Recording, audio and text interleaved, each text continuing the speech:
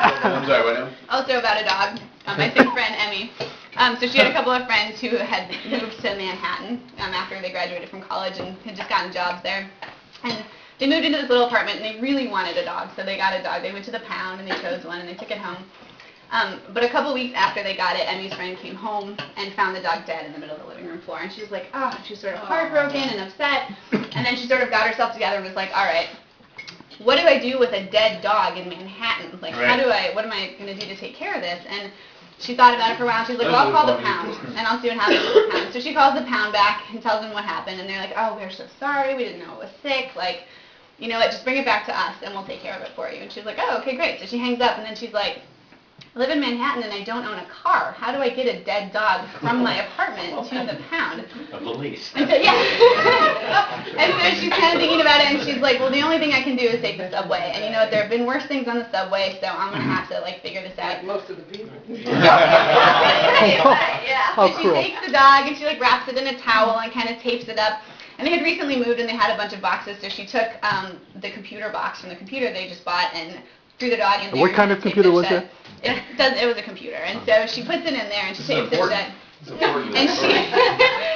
And she like carries it down and, you know, goes into the stop and gets on the subway and sits down, and she's like sitting there with her box, and she's kind of paranoid and thinking, oh my god, like this is really awkward, what if people know?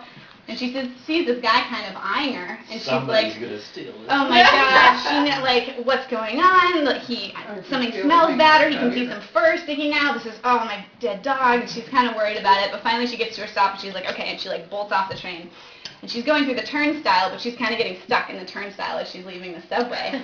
And the same guy who was on the subway with her comes up, and he's like, oh, ma'am, do you want some help for a second there? And she's like, oh, yeah, that'd be great. And she hands him the box and starts to go through, and the guy looks both directions and takes off. I think he's got a computer. Disappears, and she stops, and she's like, what the hell?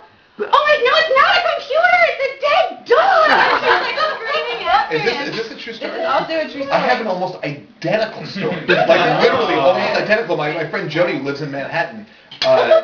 Seriously. Does your friend Jody know my friend Emmy? This is an urban legend. Is your friend Jody her friend Emmy? No, it's like he was one of his friends, this little college girl or something was. Did she go to Wesleyan? Yes, I'm sure. Unbelievable. But I heard it totally differently. It was like a Great Dane. She was really struggling. She was like on her way up several flights of stairs. And somebody's like, and some guy thought it was like a bunch of people punched her in the face and took her. That is effing crazy. Oh my god. I was like, there's no way there's two stories like this.